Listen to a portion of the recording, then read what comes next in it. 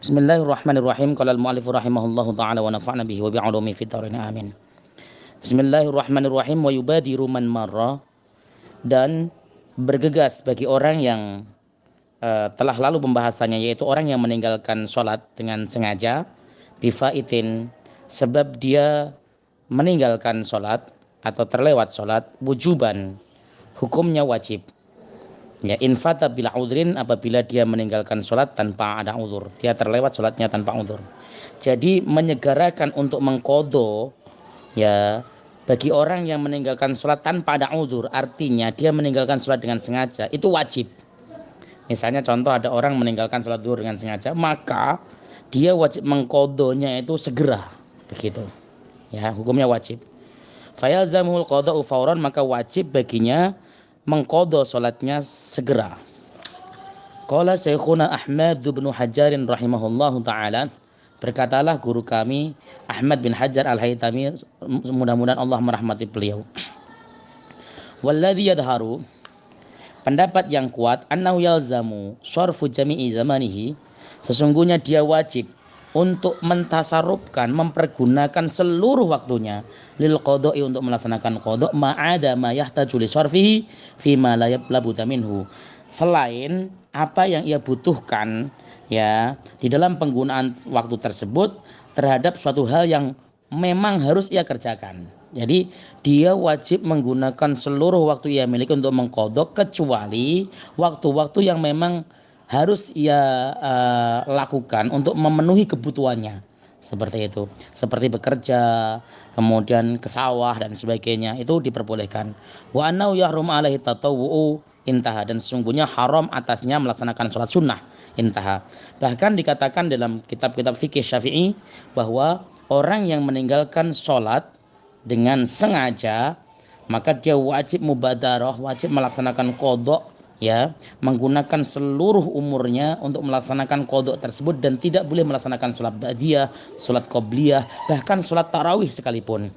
Hanya saja saya membaca dalam fatwanya Al-Imam As-Subki, khusus untuk sholat tarawih dia diperbolehkan, sebab sholat tarawih itu sifatnya tahunan, setahun sekali, dan itu merupakan sholat sunnah yang mulia dilaksanakan di bulan Ramadan.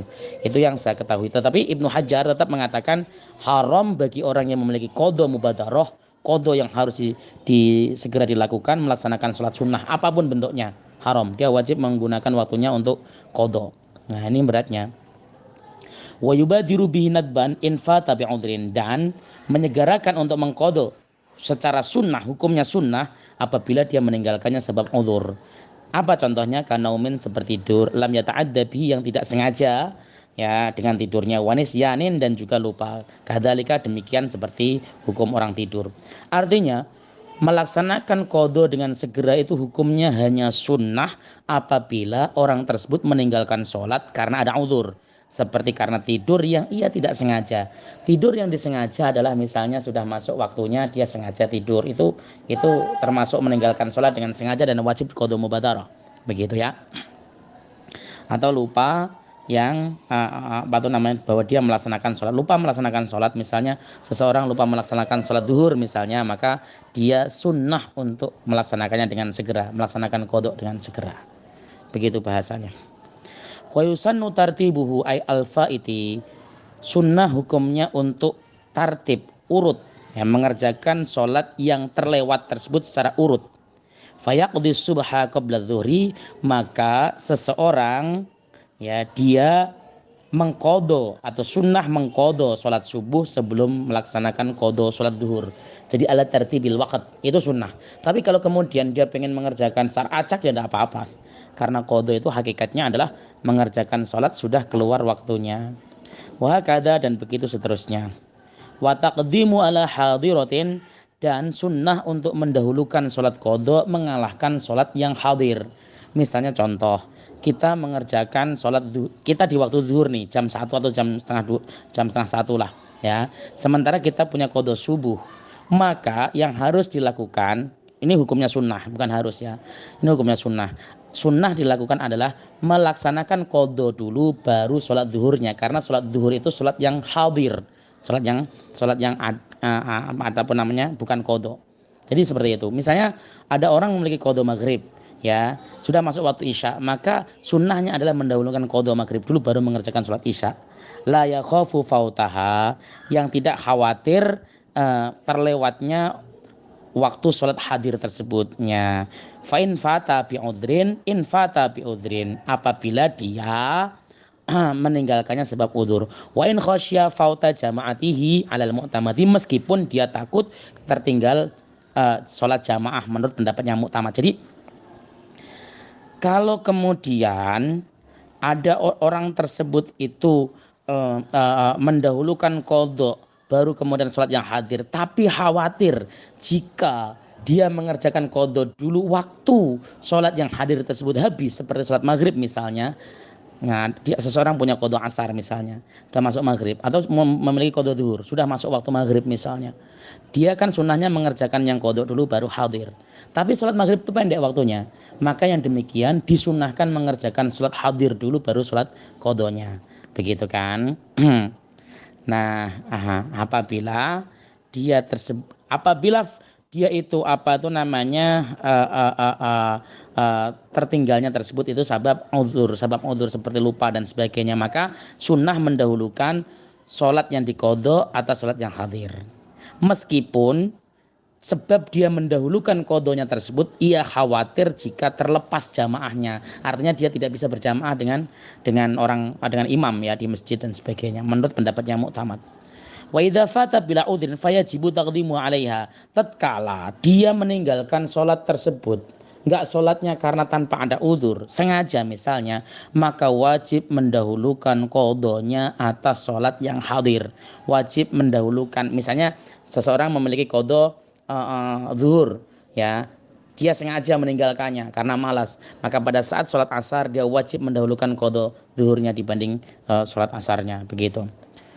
Wa amma idza khafa fautal hadirah bi ayyaqa ba'dhuha wa in qalla kharijal waqt ya fayalzamuhul bad'u biha. Nah, adapun ini catatan untuk keduanya sama, meskipun tadi dikatakan sunnah dan wajib sekalipun, tetapi tatkala khawatir atau takut terlewatnya sholat hadirah, sholat yang ada pada waktunya, apabila misalnya sebagian sholatnya tersebut jatuh di luar waktu, ya, meskipun sedikit, maka wajib untuk memulai dengan sholat hadirah. Misalnya contoh, ada orang memiliki qadha zuhur, dia masuk pada waktu asar, tetapi dia mengerjakan sholat asar sudah masuk sekitar jam 6 kurang seperempat misalnya. Sekarang kan masuk maghrib jam 6 kurang 10 misalnya. Nah, pada saat jam 6 kurang seperempat maka dia tidak boleh mendahulukan qadha dulu. Kalau didahulukan qadha, maka yang sholat hadir tersebut akan bablas waktunya, akan melewati batas waktu maghrib, ya, sehingga menjadi sholatnya tersebut haram. Terus bagaimana jika kondisinya begitu? Maka wajib memulainya dengan sholat hadirah, sholat yang waktunya tersebut ada, dibanding dengan melaksanakan sholat qadha, ya. Wa yajibu taqdimu ma fata bi ghairi udhrin ala ma fata bi udhrin, ya.